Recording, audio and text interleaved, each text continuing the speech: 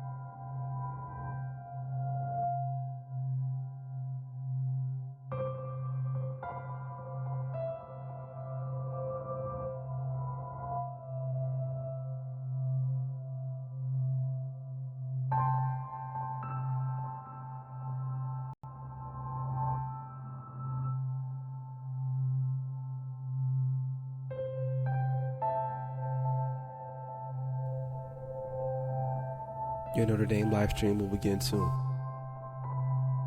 Thanks for watching.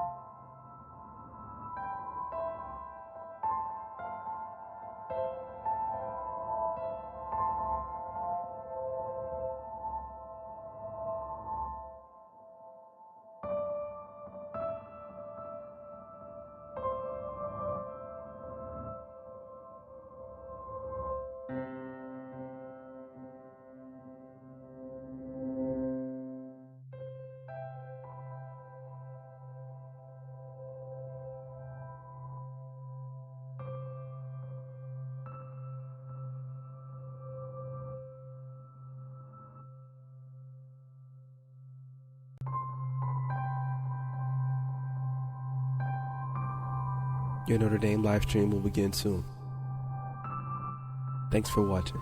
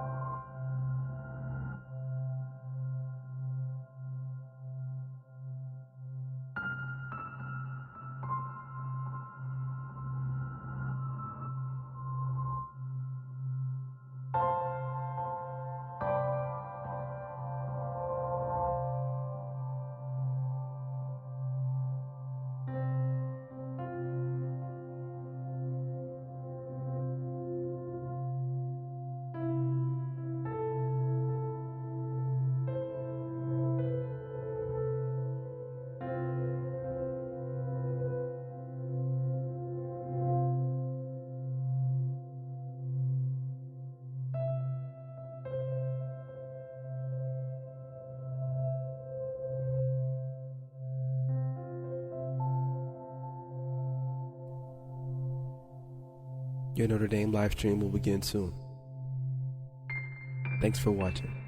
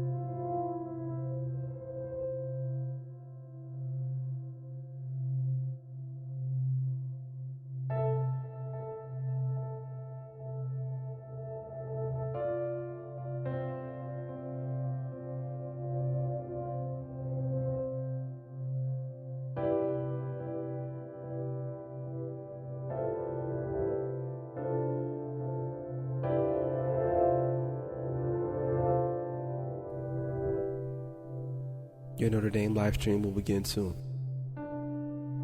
Thanks for watching.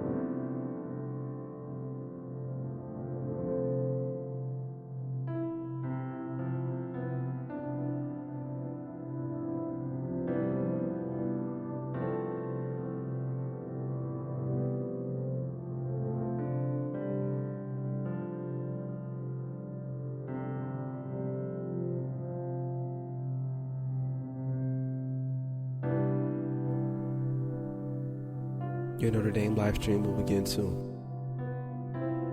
Thanks for watching.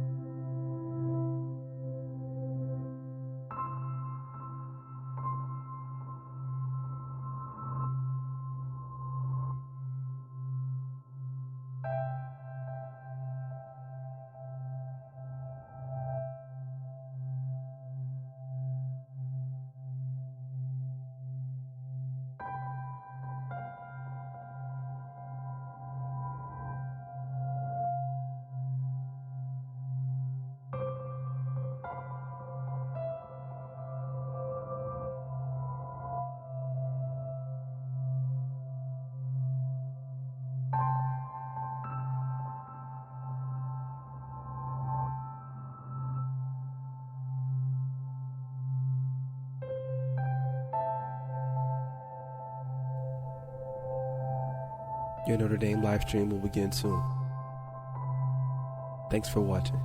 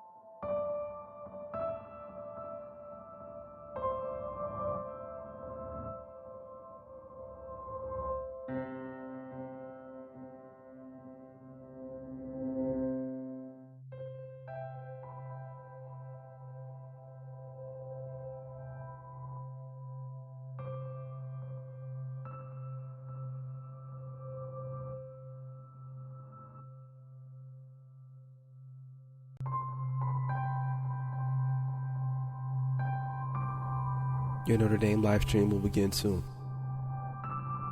Thanks for watching.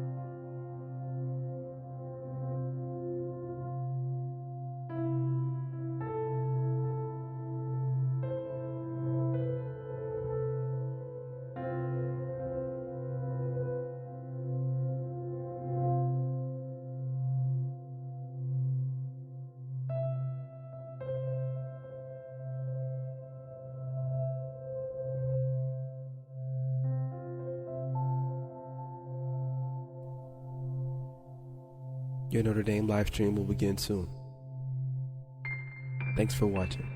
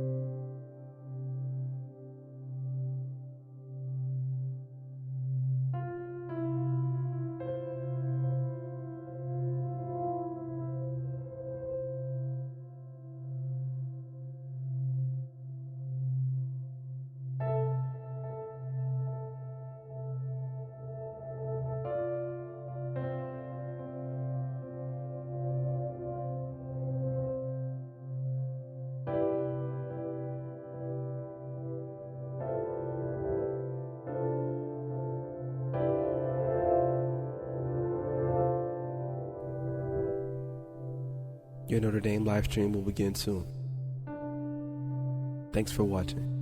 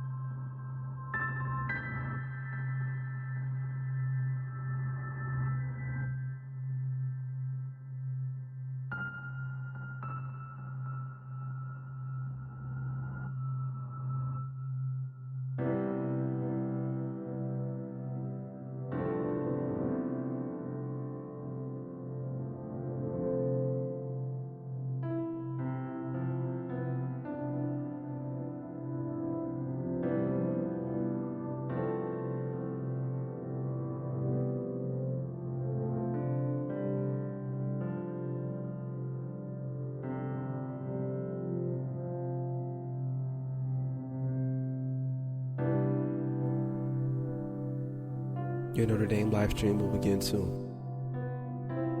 Thanks for watching.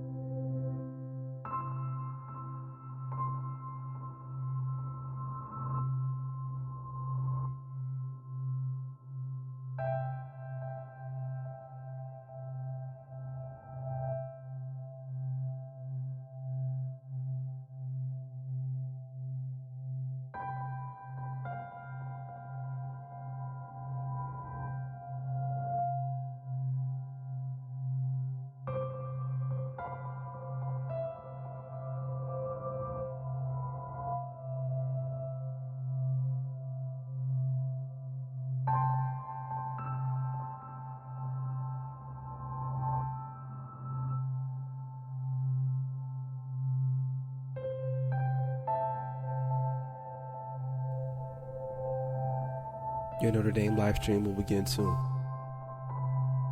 Thanks for watching.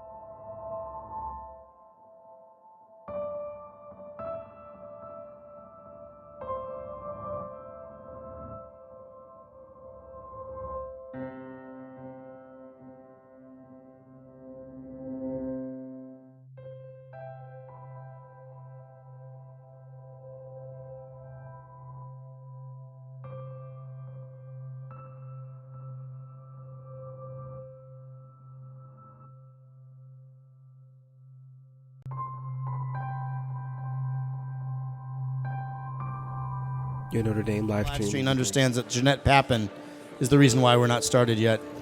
Jeanette Papin, Dallas, Texas. Everyone, welcome. As you know, I'm Carter Sneed. I'm the director of the DeNicola Center for Ethics and Culture. We're delighted to gather one last time to reflect on this rich theme of friendship, and tonight we do so through the lens of art. And as we've done through the past few days here at our closing session, we're going to have an informal conversation. We've had a lot of formal conversations, extraordinary lectures, Q&A. This is going to be more of an informal conversation, an opportunity to participate, to listen in, and then to participate in an informal conversation. But before we proceed to that, I'd like to take a minute, before we start this colloquy, to share a bit about the image that has graced the video screens and printed programs throughout our weekend together.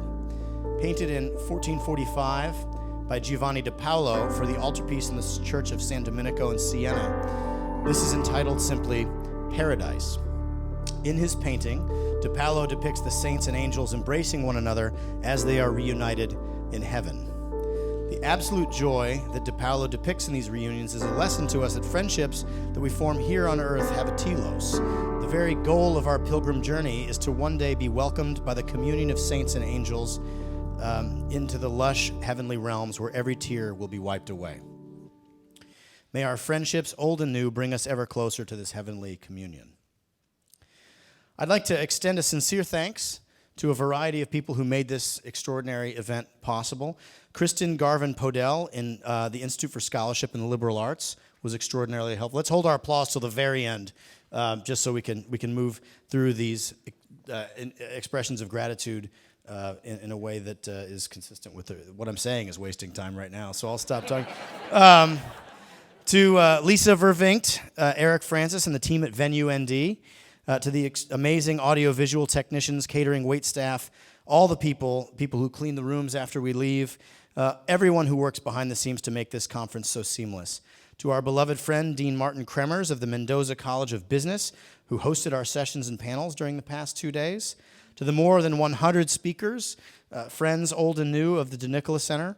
And once again, a profound thanks to our director, our founding director, Director Emeritus, David Solomon, whose vision continues to inspire the work of the center. I have to recognize the group of people that make everything we do at the DeNicola Center for Ethics and Culture possible, and that is our staff. And you've heard me say before that in the entire history of the world, not just of Western civilization, but also any civilization, there is not a staff that has ever been assembled that even approaches the excellence of this staff. They are excellence in fleshed. Our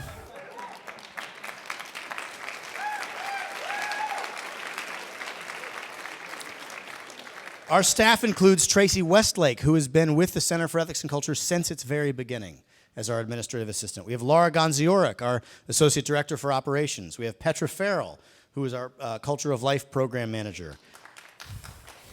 Those are her parents. What if it was Petra herself? That would have been great. We have Pete Labsey, who coordinates all of our student programming, including our Soren Fellows program. We have Ken Hellenius, who is our communications specialist, who runs our podcast and is our voice to the wider ether.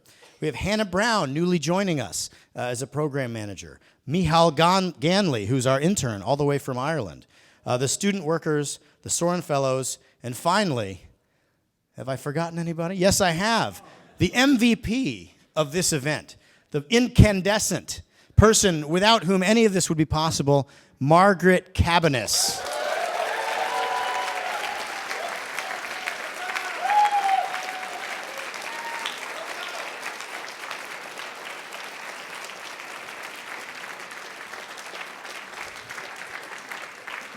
Margaret Cabanis is luminous in her excellence, and there is no world beater in the cosmos that comes close to Margaret Cabanis. Her dad's here, and is your mom here too? Both parents? Yeah, all right. They don't clap like Petra's parents do.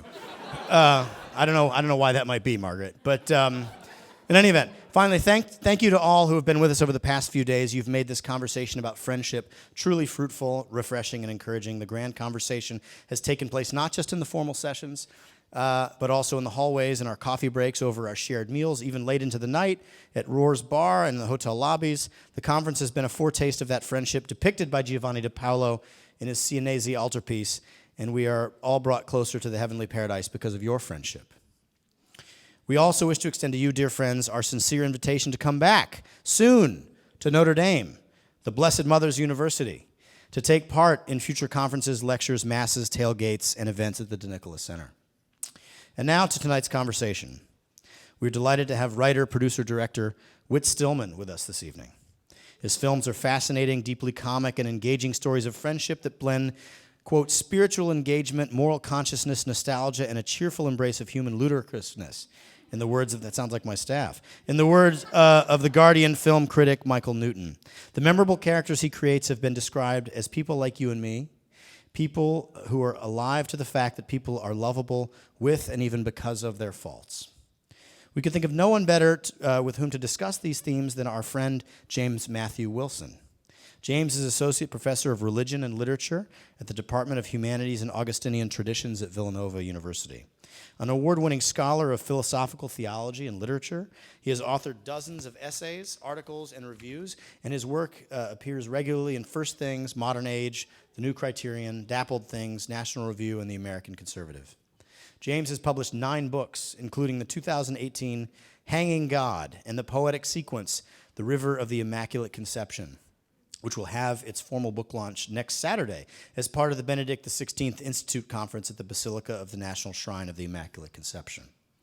He received the 2017 Hyatt Prize in the Humanities, the largest award of its kind from the Dallas Institute of Humanities and Culture, and has been runner-up both for the Foley Prize for Poetry by America Magazine and the Jacques Maritain Essay Prize by Dappled Things Magazine. James was educated at the University of Michigan. The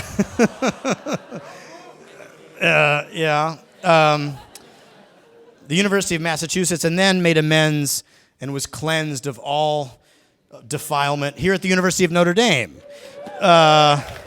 with his MFA and PhD. I'm referring to the Michigan defilement, nothing. I can't speak to the other things. Where he subsequently held a Soren Research Fellowship. We're delighted to welcome him back for tonight's De Nicola Family Colloquy, Love and Friendship in the Films of Whit Stillman, a conversation with the director. Ladies and gentlemen, please welcome Whit Stillman and James Matthew Wilson. Thank you.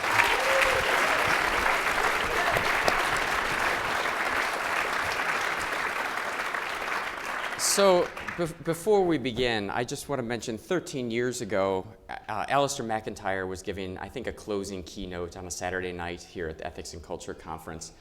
And I don't remember the theme of his argument, though I generally remember everything Alistair McIntyre says in my presence. But I remember one sentence in particular where he said, "The academy and monasteries both have one thing in common.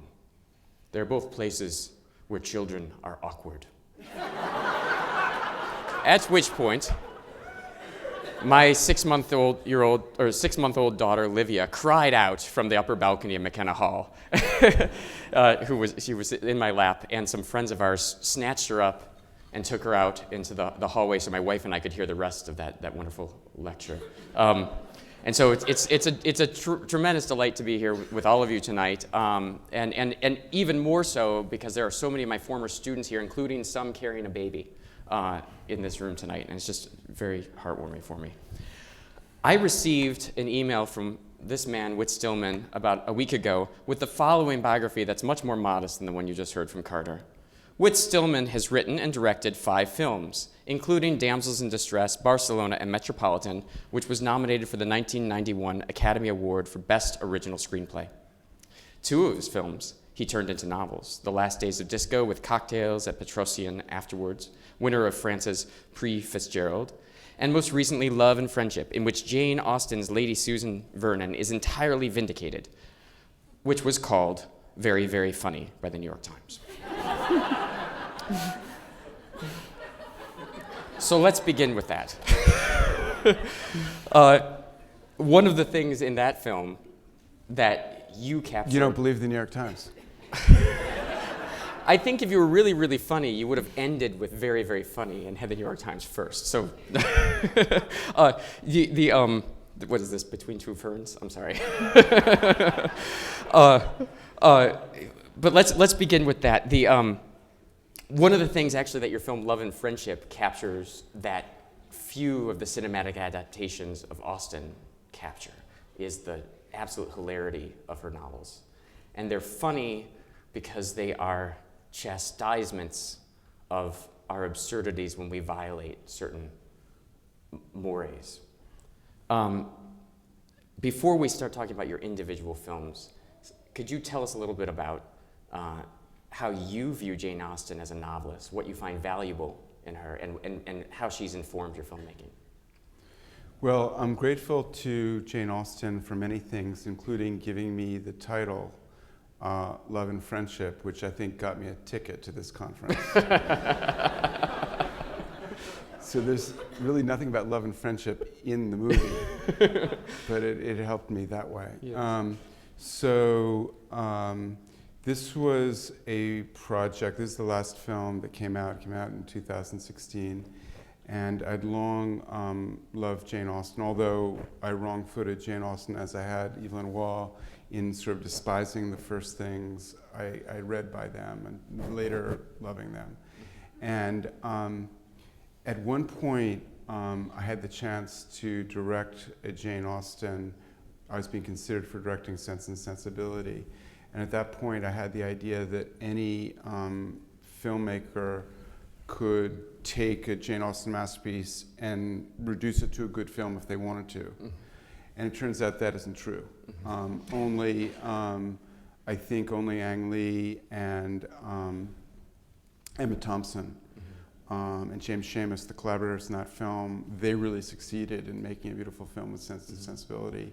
And that there's still huge terrain of adapting Jane Austen to cinema, but in finding something that people didn't know, which is the manuscript usually known as Lady Susan, although that was not something that was not her title. It was just the leading character was Lady Susan Vernon, and that in that something she wrote principally when she was 18 or 19.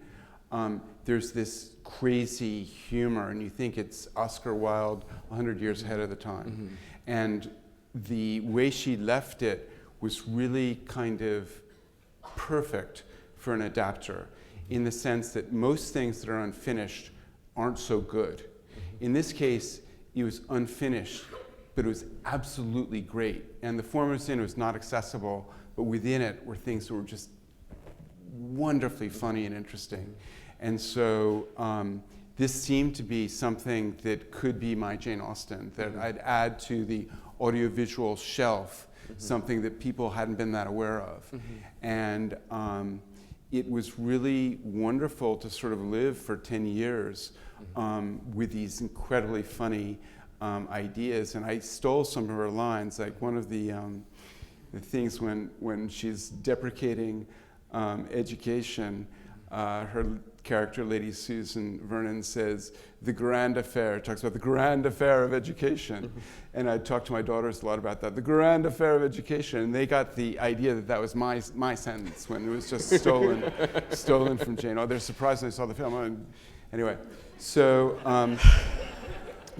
one of the problems, though, I mean, there are always problems. So even if you're saying it turns out it's well received and all that, there's always a problem. And so streaming television now is very impressed with their own, what are they called, algorithms. They have wonderful algorithms that make them geniuses. But actually, algorithms can be very stupid if the people putting the information in aren't being very careful. So we had this really wonderful experience with Love and Friendship, doing well all over. Then it goes on Amazon Prime, and they list it as a period romantic drama. And so all the algorithms are sending people who love period romantic dramas to see our totally anti-romantic, scathing comedy. And so I think we're the lowest rated film on Amazon Prime, which is another feather in our caps. One of the things that makes Austen's novels comedies of manners, that they're instructive about. When I hear that term manners used to Austen, I think of it the way Hobbes defined manners. Manners are the things you have to have so as not to kill one another. And the way in which her books work is that you don't have to answer any big questions so long as you can answer the following question: how do you marry and marry well? Right? That's the purpose of an Austen novel, is to teach you how to marry and marry well. If you're a bad person, you could still marry and marry well. You just have to marry somebody with the opposite flaws and so on and so forth. This has been discussed today here at this very place. Well, I was probably sleeping. Somebody needs to tell me about this. Yes? Is the Austen? Why are you nodding? I didn't know. Is the Austen speaker here? Because I think this has been discussed. This has been covered. Well, but it hasn't been covered for you because it's not just the explicit mentioning of Austen in Metropolitan. Every one of your films feels like it breathes with Austen's spirit and his wit and its sort of its moral sensibility or its sensibility for manners. And yet there's not one concrete point where I can say, oh, here's the debt to Austen. And even your Austen film, it is a story of marriage, but not in the conventional Austen sense. So what are you taking from Austen besides her comedy? Well, when we were making Love and Friendship, one of the sort of great moments in our process of trying to get the film set up was we had a little cameo part, and we offered it to Stephen Fry, and he accepted it. And I sort of thought, when that happened, like, this film's going to happen. And in this case, when we got sort of these great personalities to come up to Dublin to shoot it, we tried to sort of expand it in some way. And while we had him there, we only had him there for like 30 hours.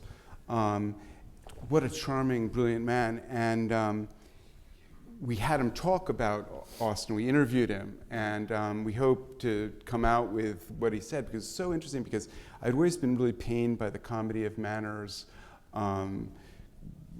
this label. And then he sort of defined it so well. He said, this is really mores, this is morals. These are comedies of morals. Yes. And it's really profound, it's really deep, it's sort of humanistic in all the important things are there, and you find it all in Austen. And recently I had a chance, some friends were doing something like Whither Austen, like what's going to happen with the Austen sort of movement in the future. And I said, well, I think there's much too much of this speculating in the future, when who cares about the future? We don't really study the past, we don't appreciate the past, we don't know anything about the past. We've got to focus on the past, and the future will sort itself out. And so delving into Jane Austen, the roots of Jane Austen, I think one thing, well, I immediately, when I finally got to appreciate Jane Austen, that the love that a lot of us had from university years was for Samuel Johnson. So there's a great course where I went to school, The Age of Johnson, Walter Jackson Bate, the great Johnson biographer. So we were imbued by Johnson, and Johnson's deep faith, his profound wisdom. And Jane Austen referred to Dr. Johnson, my dear Dr. Johnson, and she really was the fictional flowering of all of Dr. Johnson's thought. And Dr. Johnson's thought is so profoundly Christian all the time, so devout. And in Jane Austen, you see that also. It is always there. It's entirely present. And the last thing she wrote was a prayer. And so we can love many authors, but I think Jane Austen's the author where every sentence she published, and people can go through her letters and find nasty things she wrote about people, thank heavens. But in her novels, there's no sentence you can't feel really close to. There's no insight that you can't feel close to. It's all just wisdom. And so I think it's intimidating then to try to adapt the great novels, but to be given this sort of erector set of comic material for the Love and Friendship adaptation was really helpful. With the way you describe Austen, I mean, some people would talk about the absence of religion in Austen, but I think you're getting it just right. It's absent only insofar as it's completely assumed. Yes. It's the breath, and so it's the oxygen. And so Metropolitan opens with Taylor Nichols' character saying, "We all believe in God because, like our breath, when we're talking to ourselves, we know we're not." We're speaking silently. We're thinking. We know it's not in vain, that someone is hearing us. So Metropolitan is not a movie. That actually isn't the first scene. But okay. You're right. But no, I think this is something I want to talk about. This is you spotted something because that was the original first scene. Oh, really? So I think a lot of struggling writers, you sort of are trying to create blocks of things that work, that are solid, that are interesting. And sometimes you come to the thing where beginnings you can make solid, and endings you can make solid. The problem is all the stuff in between. And so in that case, Taylor Nichols talking about believing in God was the original opening of Metropolitan. Then I sort of had to find a way, why does this guy know these people? So we did a meet cute in front of fighting over a taxi cab outside of the plaza, one of those dances. And then I was thinking, well, how are people going to sort of sympathize with these characters? And I was thinking that the male outsider protagonist really wasn't a sympathetic character in many ways.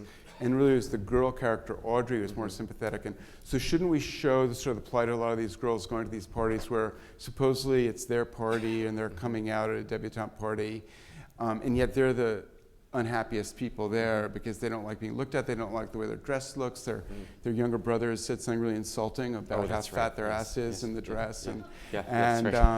And so that's the first scene where she's really upset at what the brother said and the mother's, and so adding these sort of beginnings onto the start of it, and then later adding endings on. And the big problem in writing that was sort of linking the two. So I sort of got halfway through the story and say, well, how's this going to end? Where's this going? And we thought of the whole sort of crazy denouement in Long Island with the wicked cad, Rick von Sloneker. And then we had to sort of find the golden spike of where all this is going to go together. So if I ask you the question, did Tom Townsend really want to get in the cab from the beginning? I'm not going to get an answer to that question. What is the question? Was he angling to get in the cab? Oh no, he had no idea about that. That was my assumption. They were just looking for another guy to be, an escort. The escort shortage. Yeah, so it's their scheme. They picked him up. Yes. Okay. Good. So, two questions about Metropolitan. First one is, going back to Taylor Nichols' moment, Metropolitan it's a social comedy. It's about manners, but morals. What's that? And which are morals and mores. But there's this and friendship. We're going to come to friendship. Give me a second. I want to think just for a second about the implication of that Taylor Nichols scene for the film as a whole. I mean, why was that the original first scene? Because it just seems as if it really informs the film as a whole. Certainly when I watch it. I thought it was "A Mighty Fortress Is Our God" is the first music. Okay. Oh yes. Okay. All right. You're missing the cues. Yeah. Doing my best here. I've got all these really good questions he doesn't want to answer. Okay, so so now you mentioned friendship. So certainly the first time I saw Metropolitan, I was not thinking in terms of friendship. I was thinking of failures of friendship or just friendships of convenience. But in fact, the characters really do develop each other. So how would you describe the Rat Pack in that movie and the role that friendship plays in Metropolitan? Well, I think it's great if you can have a rat pack if the rats are good rats. And I think that a lot of Metropolitan came out of a void I felt when I got out of university in 1973. It seemed like a very bleak time in our country, and I've been reading Russian novels, Tolstoy, War and Peace, and I was really impressed with the sort of cohesiveness of the society described, where everyone knew sort of their position and the parents, and it was all connected. And thinking, coming to New York, how sort of disconnected everything was. No one knew everything. There was no social texture at all. And I think it was trying to imagine, like, what is the world with social texture? How does that exist? And I found in that world, in that moment, a lot of these institutions that are really unfashionable actually are precisely those institutions that are linking people and creating the social texture. So churches are unfashionable, and they're doing that. And in my university now, they're trying to get rid of the equivalent of the fraternities and sororities. And those are things that are great at linking people. And so all these things are sort of under siege. And very unfashionable, the idea of debutante parties and cotillions and all that. But they really are a great way for people to meet each other and form connections that they can later, have these relationships or some acquaintance for the rest of their lives. And it seemed to me that this was a little microcosm of a group forming and then coming undone, and the implications of, like, what aspects of it are going to stay together. One of the things, rewatching Metropolitan this afternoon, one of the moments that stuck out to me was in the hotel, which they refer to as, sort of labyrinthine. You could get lost in it. It's a grand old place, and then Tom Townsend steps out onto the balcony, and with I'm forgetting her name, but Serena Slocum. With Serena, and they're talking, and she says, "It's a lovely place." He says, "Yes, it'll probably be torn down soon." Yeah. That movie is about it shows two things that you just described. First of all, it shows us a world with a lot of social texture. There are traditions and mores. There's, to use Mark Henry's phrase, there's the cake of custom is still there, but also it's cracked everywhere.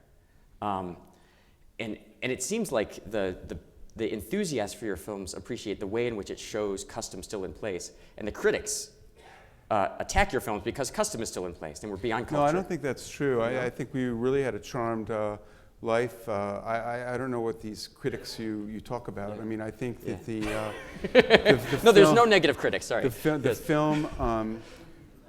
film is intended to be open to different versions. So people who hate the characters can be left with their hatred and enjoy it that way. And so.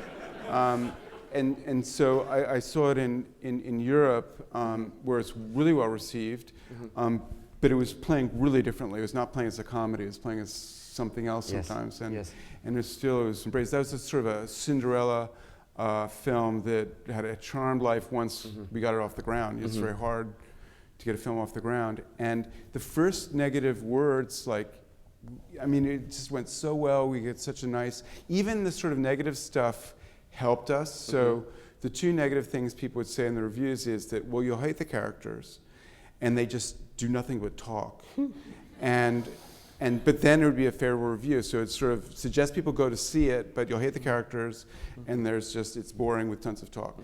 And so the expectations were wonderfully low.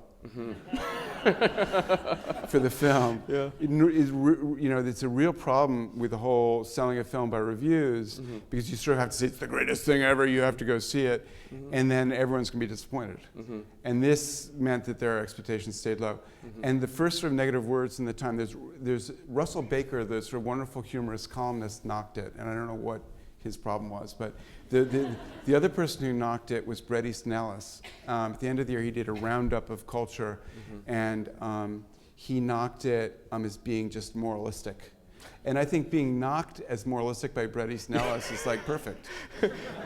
That's better than being praised. I've long admired how none of your characters kill someone and leave them in an icebox. But that's one of the virtues. But the end of that story, or maybe the middle part of the story, I don't know yet, is that I had a film that was all the people who liked the first three films then didn't like my favorite film, which is Damsels in Distress. And Bret Easton Ellis came to its defense. Really? So don't get too upset by that negative word. At one phase, they could be the person who comes to your aid later on. The allies of today are the enemies of the future, and vice versa. Yes. Well, I'll remember that next time that Bret Easton Ellis and I are talking. There's a real subtle character development in Metropolitan. Are we just talking about Metropolitan? No, I'm going to switch. I'm segueing. Because we only have like very little time. Well, then I'll segue faster. Yeah, go ahead with Metropolitan. I'm a director. It seems like the movement. I'm a writer. I got all the time in the world. It seems like there's some character development. There's this movement towards a kind of improved vision of how to be a friend to someone for Tom and even for Nick, who's my favorite character. But it seems like the quest continues in Barcelona, that there's a real striving for purity. And actually, we have a clip from Barcelona, which we're going to show.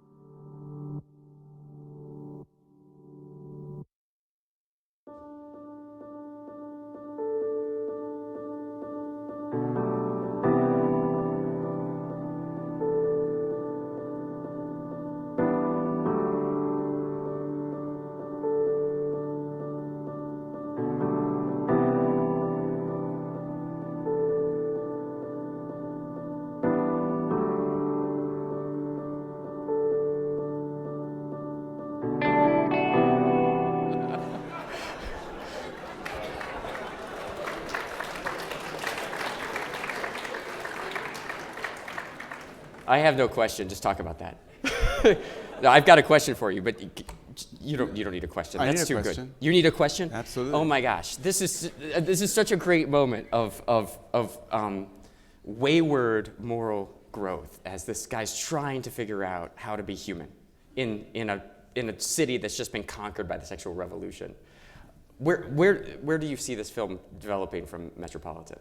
Well, I think the clip is better in context because there's a context before that. Yes. That we have a shot of Betty. I'm not sure if the shot of Betty was there, but it's very, very sad. Yes. Of Ted and Betty and their whole story. What was your question? So, this is one of those moments where you feel Barcelona as a genuine part of a trilogy with Metropolitan, where there's a kind of growth taking place. Uh-huh. And Ted is the one who's craving growth. So where does this film take us in terms of understanding friendship? And I want to say this quest for purity, this quest to be, better than purity, how about a decent human being? I don't know about that, but this sort of structure of it is this kind of bad relationship between two only cousins. So it's one of those families where they've had very little children, and there's the one boy, and they're the cousins, and they're linked that way. And so, and it's also, and I think this is true in a lot of the films, there's a lot about reputation. Because it's very painful, I think, and I've seen it just happen a lot, where sometimes people are portrayed badly or given a bad reputation when really they're the innocent one. You see this happening a lot. So you have a situation where really someone is the offender and they're sort of maybe implicitly accused of that. And instead of sort of accepting that, they blacken the name of someone else or their imputed accuser. And there's this whole thing where reputations are at stake. This is a case that's a little different, where one of the cousins, the funny one, has had a lot of sort of accidents where he's accused of something. And he's been a little fast and loose with other people's possessions, but it's not really theft. And to have like his goody-goody cousin constantly treating him as a criminal is hard for him to deal with. And the fact that there's a little bit of truth in it, and actually in the we've not gotten to that yet, but when I got the chance to do the novel of Love and Friendship, I always wanted to make something that's really not really the film. We did it all with something else. And so in that, there's tons about reputation and this whole thing, like when someone does one thing wrong, there's an attitude now that like they've done everything wrong. They're just terrible. And it could be that, you know, they're doing a lot of things right and they do one thing wrong and maybe they know it and they're sorry about it. But they're not allowed to escape from like the one controversial thing they've done, and then people just add all kinds of other stuff that they didn't really do wrong, but it could look bad. And so in these kind of films, you need to get things that are sort of intense dramatically. And one thing that's intense dramatically for people is their reputation and how they're viewed by other people, and that also relates to friendship, because you kind of need your friends to correct you, but also to stick with you, to kind of go with you through all these things. It's this tension. And I had an uncle who was like wonderful talking about these subjects, and he said that friendship is like being a good editor, where your friend might have all kinds of sort of things that you have to sort of edit out in your mind to kind of preserve the essence of the friendship. And so, I mean, not every friend is like that, but some are. Anyway. So one of the moral dimensions of all the films is the role of dance. I mean, we Catholics... Moral dance? I'm getting to this. So, I mean, we Catholics have struggled with liturgical dance for quite a while now. But I'm pretty sure you're the first Presbyterian who has liturgical dancing. But in each of the films, dancing plays such a fundamental role of drawing people together and setting limits for how they interact with one another. So I want to switch to talking about Last Days of Disco in just a second, but can you say just a few words about Ted's dance here and dancing in Barcelona? Well, Glenn Miller, dancing in the Bible are all good things. Yes. Agreed. Yes. So why not put them together? Yes, they're better. No, but it's funny you say that, because in the film I really want to make, which is the Christian film I want to make, is set in Jamaica in the early 60s. And one of the groups is a congregation that is sort of maligned by other people as the Dancing Baptists.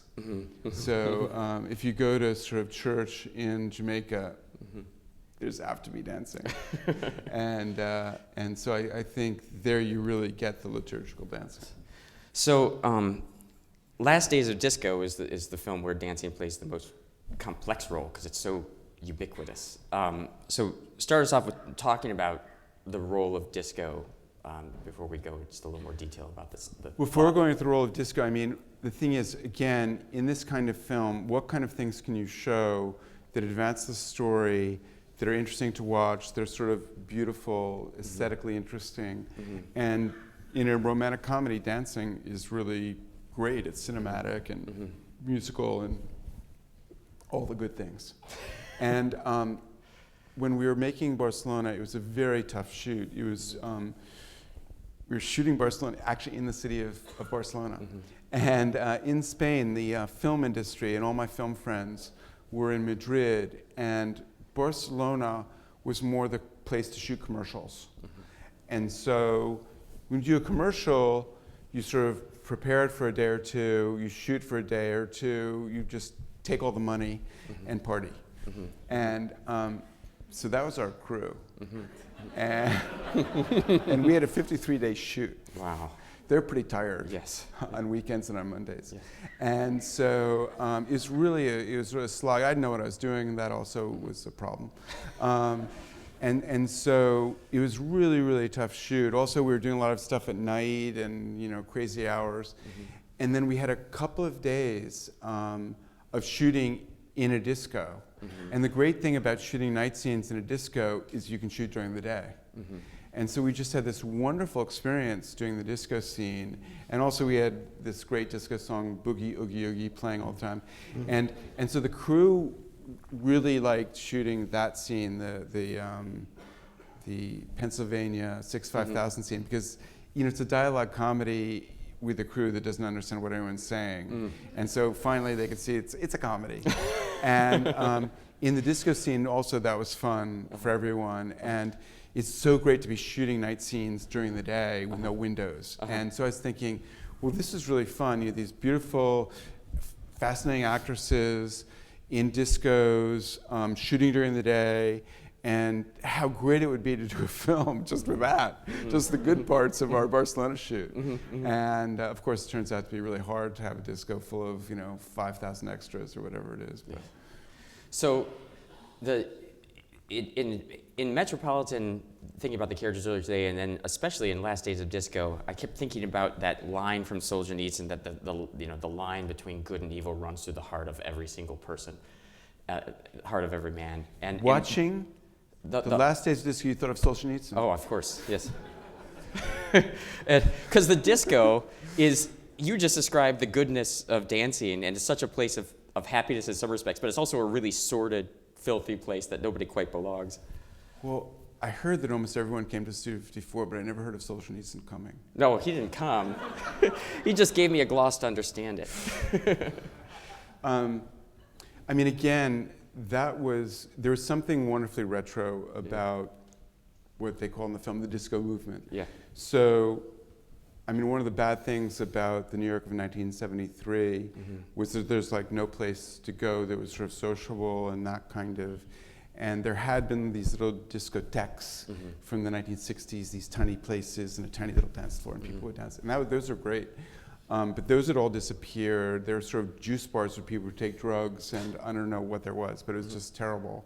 There was no dancing in bars. That had gone away. And so when disco came in, there were, you know, people going places and meeting people and running into people. And so it was, again, a way of bringing people together. In fact, the people from that world of Metropolitan, their attitude is, oh, this is Deb season all over again. And if they went to some charity affair where they had to dress up in tuxedos, they'd say, well, let's go to Studio 54 afterwards because they might let us in dressed this way. And so it was, again, a chance to do the ensemble, the group of friends, defending some unpopular group. So the preppy group is defended in Metropolitan. Americans are defended in Barcelona. Yuppies are defended in Last Days of Disco. So it's this bourgeois defense front with all the films. Yeah, you really like people, don't you? Yes. So let's give an example. In the somewhat sordid disco, there's this great It's not sordid. It's not. Well, the Tiger Lady. There's drug cash overflowing in the basement. There's something sort of going. But not everyone. No, is, no, absolutely. No, and this will be my point. Let's roll this clip from Lady and the Tramp and Last Days of Disco.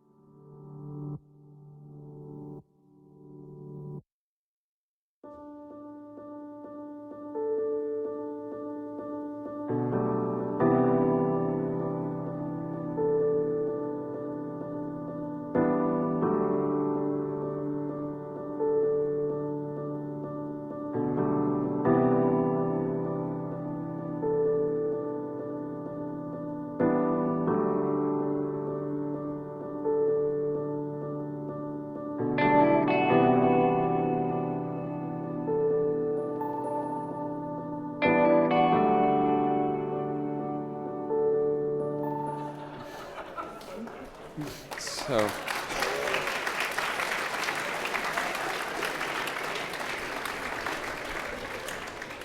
There's such a thing as a perfect scene, and that was it. Well, there are a lot of young parents here who are probably getting a chance to see Disney films many times. Yes. So this is a product of that phase of my life. Yes.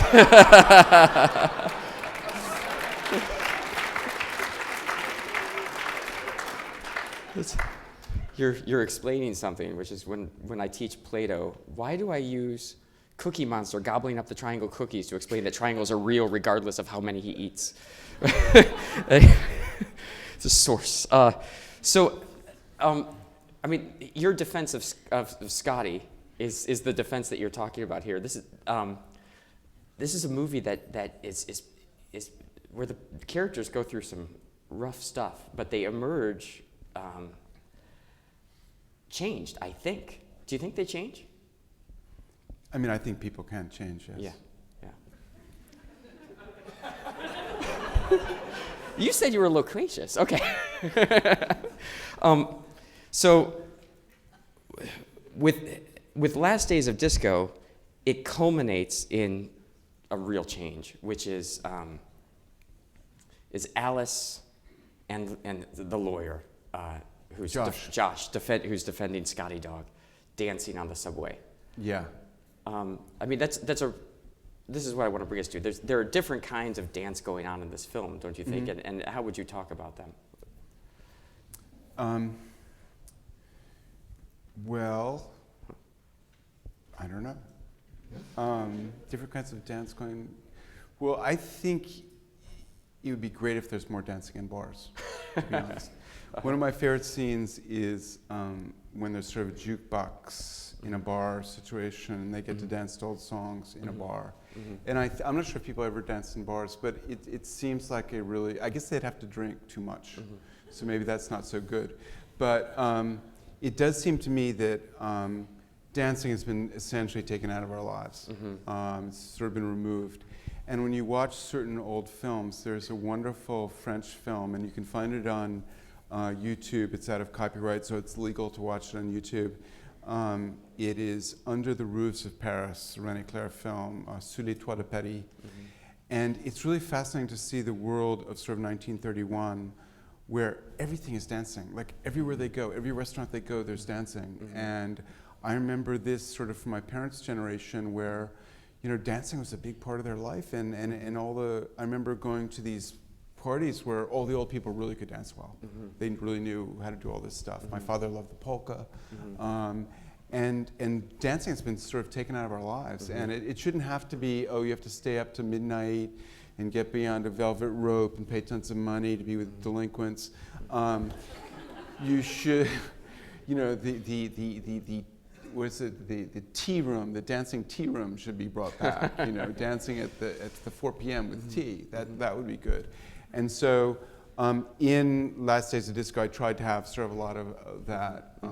And the last scene you mentioned was a wonderfully happy film. Sometimes, it's really great when the experience of doing a scene and the experience of showing the scene are both like great things. So we were shooting Last Days of Disco in New York, and there were a lot of extras we couldn't use because they didn't look like there'd be people getting into an exclusive nightclub.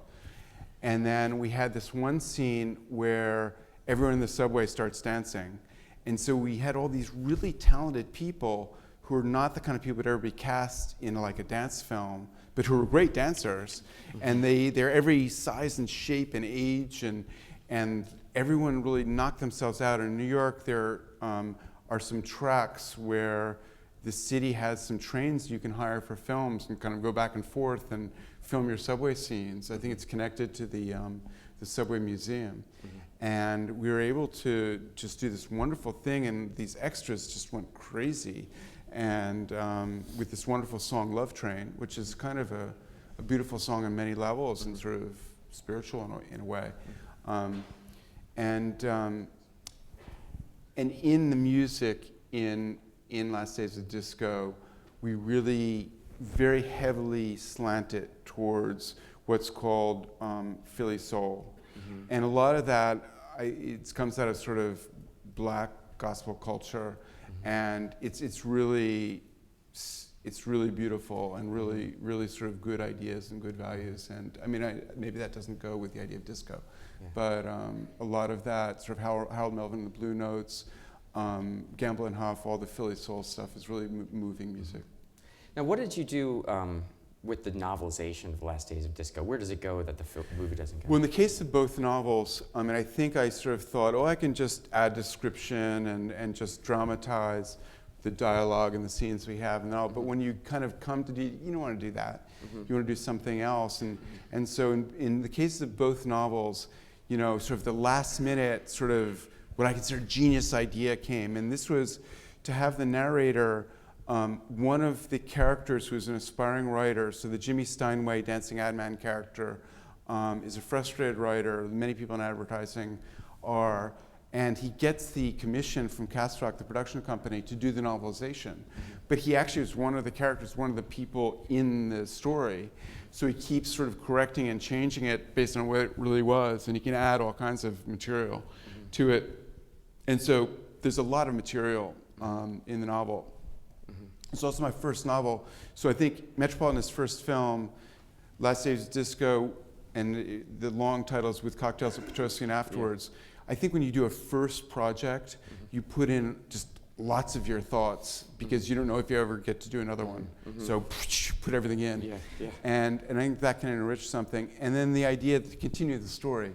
So it was a wonderful moment in New York when there's a screening room in Planet Hollywood, and so people could have beverages or some food and take it down to the screening room and see the different cuts of the film.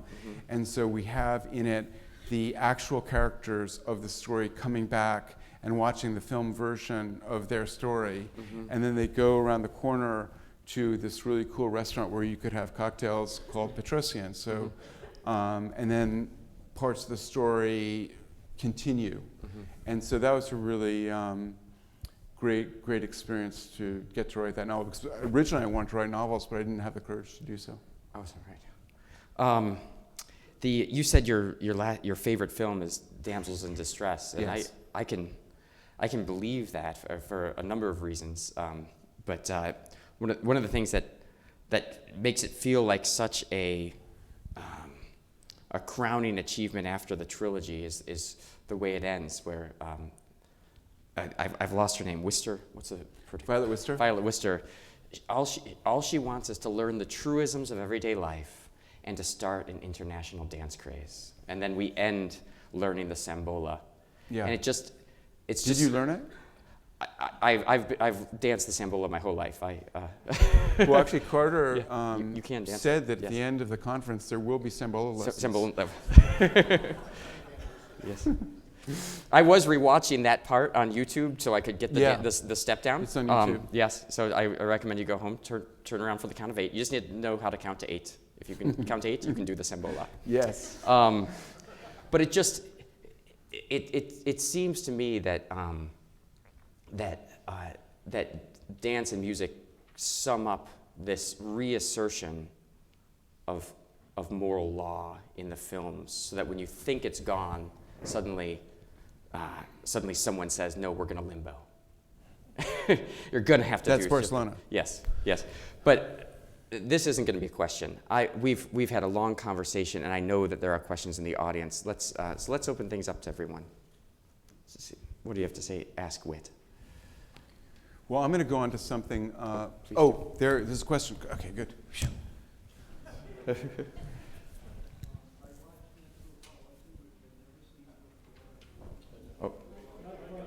a second. The microphone needs to be activated.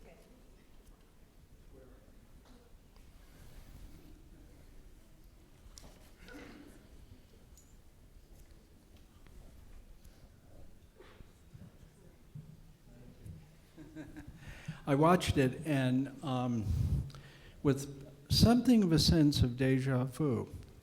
20 years before, I was a New Yorker prep schooler, and I even knew a debutante named Slocum, who was mentioned in the beginning. And it struck me that compared to my experience, what the young people in your film had was very thin as any alternative. Okay, Audrey has Jane Austen, and she's willing to oppose Lionel Trilling. Mm-hmm. And there was one scene of a Christmas celebration in church. What else? There was a book, there were some books shown in the background. One was Spengler's Decline of the West, which fits with one student's theme. And then there was a whole bunch of Churchill. Mm-hmm. I didn't see any connection or that anybody was reading it. And what else? See, in my time, there was so much more. There was the falsity, the meretriciousness, but there was a lot of criticism of that. And down in the village, there was the beat life with all the folk song singing and so on. To be sure, the beats weren't going to ultimately lead you anywhere, but it was an alternate place and a criticism. And I don't know, is that reflection fit your film or not? Is culture too thin already in I don't know. Metropolitan? So you're saying there are not enough books in the because I think actually one of the I mean, one of the beauty parts of Metropolitan is that debutante parties is the one subject that most film journalists don't think they're expert in. Because almost anything you do, there's going to be someone who's saying it's inaccurate. And so I was recently chastised about some publishing house talk in Last Days of Disco from someone who'd been in a different publishing house. And her experience at her publishing house was different than my experience at Doubleday, but it was notorious that her house had a totally different atmosphere than mine, and it wasn't that Last Days of Disco is inaccurate about publishing, it's just it's different from Random House. And so we got through the whole thing with Metropolitan with no one saying, oh, it's inaccurate, until one guy said, I ran into, said, oh, it's so inaccurate because I never knew people talk about books and dead parties. I never saw that. So, and also, I mean, when characters talk about a book or things in a film, they're not like reporters accurately reporting something, so it's completely misrepresented Lionel Trilling's point of view. Lionel Trilling writes a beautiful essay about Mansfield Park, but since Tom is probably only the first part of the essay, he thinks that Lionel Trilling destroyed Jane Austen, when in fact he was praising Jane Austen.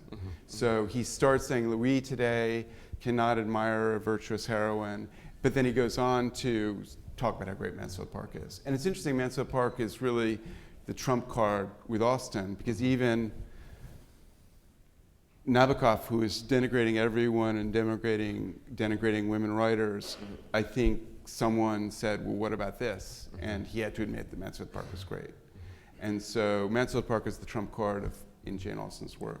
T.S. Eliot once said that the 19th century would have been a much better 100-year period had Jane Austen, rather than Shelley, been the dominant influence. Absolutely. And also, as far as the sort of Winston Churchill books, you know, when you're doing an independent low-budget film and a friend says you can shoot in their apartment, you just shoot with whatever books are there. Oh, I was reading so much into it too. I was thinking. I thought it was cool. Yeah. Winston Churchill. Or their finest hour. Yeah. Dave Devil, University of St. Thomas. First, my wife talked about Jane Austen and marriage, and it was awesome. Yes. I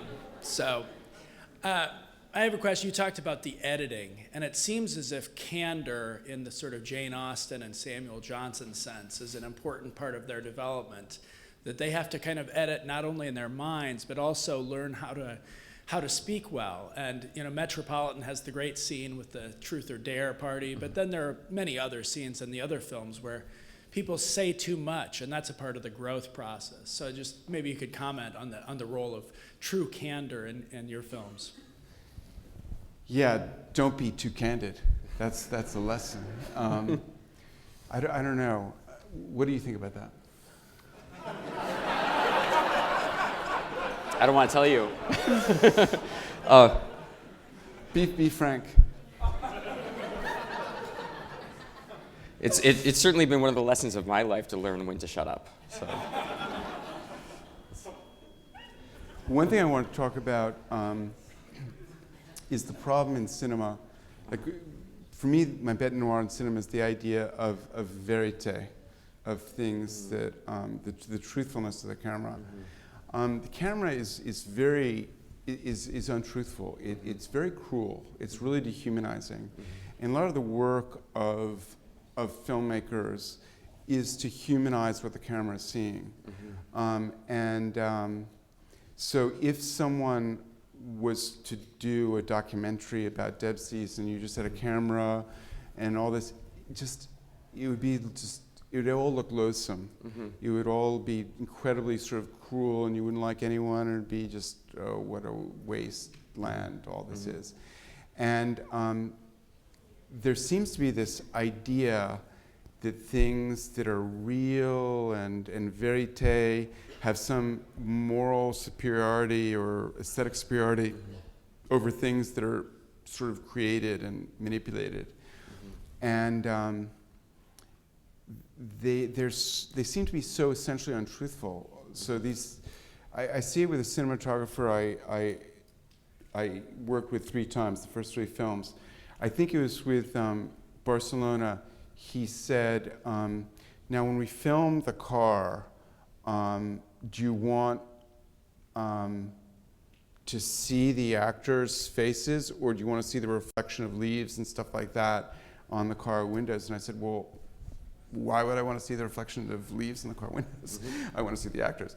And he said, no, a lot of people think, and so it is true, there's sort of this convention that, if you just film the car, what you'll see is all these, reflections of leaves in the window, and you won't really see the actors' faces clearly. And when I see that in a movie now, I think, well, this can be a bad film, because they're choosing these things that are wrong. It is theoretically, this is what the camera sees, but that's not what we're interested in. It's not what our eye is seeing, what our mind is seeing. Our mind wants to be in the actors, and even you have to use some artifice to see that. So you have to put some light on the actors' faces. So instead of seeing the leaves outside, which never in life would you spend like 5 minutes looking at people through something like that, unless you're peeping Tom. And so there are all these things that you see, this absurdity that some filmmaker is doing that's very fashionable and sort of admired, but it generally means that the person is not thinking through what is really emotionally true, what is true about people. And it's this sort of cold external thing. So to know like what the 18th century was like, are you going to look at a Matthew Brady black and white photograph, or are you going to look at a color painting? The color painting, the people are alive. You're close to them. You know them. You see their soul. In the Matthew Brady black and whites, it's also sort of drab and sordid and distant. And so to sort of be close to people's souls, you have to do a lot of work. And just to sort of have this cold camera lens is very dangerous. Anyway. Mr. Stillman, I believe in an interview that you gave around the time Love and Friendship came out, you mentioned your 2 favorite prime ministers were William Pitt, the elder and younger, and also said you were your politics followed that of the Rockingham Whigs, which was I think an esoteric way of saying Edmund Burke. My question is, how much has that influence you could say the Burkean continuity of mores, the social texture, human ecology, been a part of that? Particularly, I remember you, I believe you interned at the American Spectator, worked there for quite a bit. Has this sort of... that was a very long time ago. It was a very long time ago, so let's edit that out of the transcript. My only question is, how has this larger understanding affected your the trilogy and your 5 films? Not at all. So I'm terribly interested in our War of Independence and that whole period. I mean, I'm really fascinated by the period from sort of 1760 to 1810. And so historical interests, political interests, literary interests all fall into that period. I want to do a film set at the time of our War of Independence. And if you study that at the time, it was really the idea of political parties, of the Whig political party, who became, I guess, called the Patriots or the Rebels or whatever. It was versus the Tories. And that, I think, is still sort of a dynamic that is interesting today. And one of the interesting things about sort of loving the end of the 18th century is that you can look at the political debates and divisions then and find something sort of positive, from the distance of time in each side. And so it's sort of good reading because you get these different ideas and you can appreciate them. So the two of the people from that period I most like and admire were on the opposite side of the political fence. So I'm Whig, Jane Austen and Dr. Johnson were very Tory. And I think it's great to sort of see times where you can have some distance and appreciate both sides. Thank you. I should be careful what I say in interviews. Do you think anyone here would join a Rockingham Whig club if there was?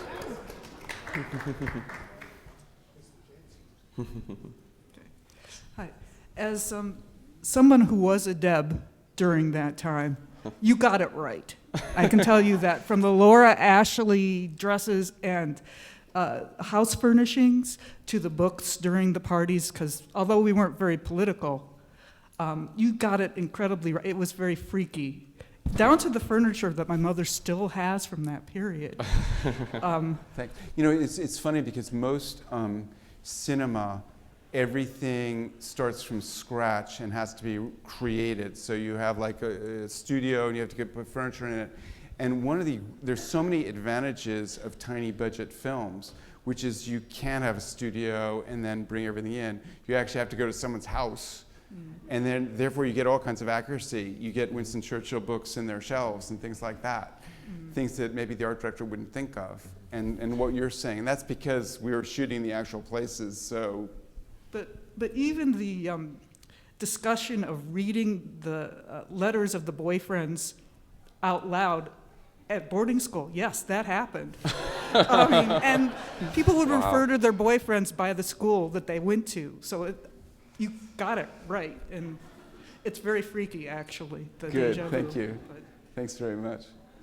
One last question. Thank you.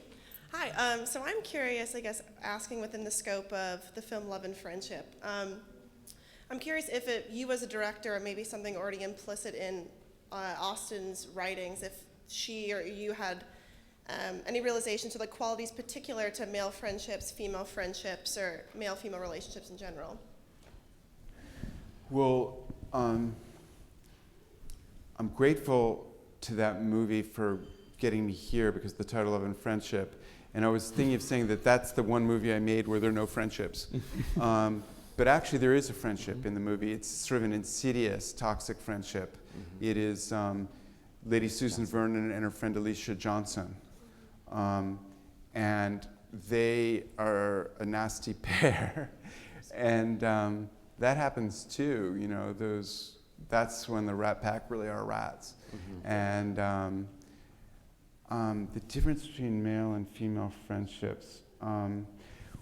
Last Days of Disco was kind of criticized by some people because they didn't think that Alice would have stuck with her bad friend Charlotte so long. So Chloe Sevigny plays this rather nice, impressionable character, Alice Kinnan, and Kate Beckinsale plays her friend Charlotte Pingree. And the Kate Beckinsale character is really undermining and nasty. But I think some people say, no, that can't exist. Like when you're in a sort of immature situation, before you really know the ropes or what you're doing, when you're in a new situation, you can end up sort of putting up with something that later in life you'd more quickly end. And I think in the course of the film, Alice does kind of create her independence and kind of goes off on her own. And it's sort of interesting in that there's a third character in that roommate combination. Tara Subkoff plays Holly, who's supposed to be sort of not smart in the film. And actually, Chloe and Tara have become great friends. They continue to this day. And also the two actors from Metropolitan and Barcelona became great friends and roommates. And so we filmed Metropolitan with Taylor Nichols and Chris Eigenman, and I'd already started the script about the two cousins in Barcelona. And so at the end of the shoot, I could say to them, you know, I think you two guys might be good for that. And they were really building this friendship. And so I'm not sure if that answers your question, but thank you for it. Oh, thank you. Are we done? We are done. We're done. Okay, thank you very much.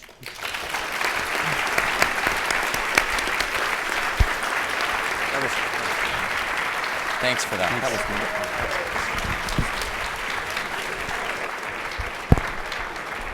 Oh, I wanted to ask so many more things. Guys, thank you all so much for your time. Please enjoy our reception. Enjoy one another. Travel safely. And we'll see you next year. God bless all of you. Oh, sure.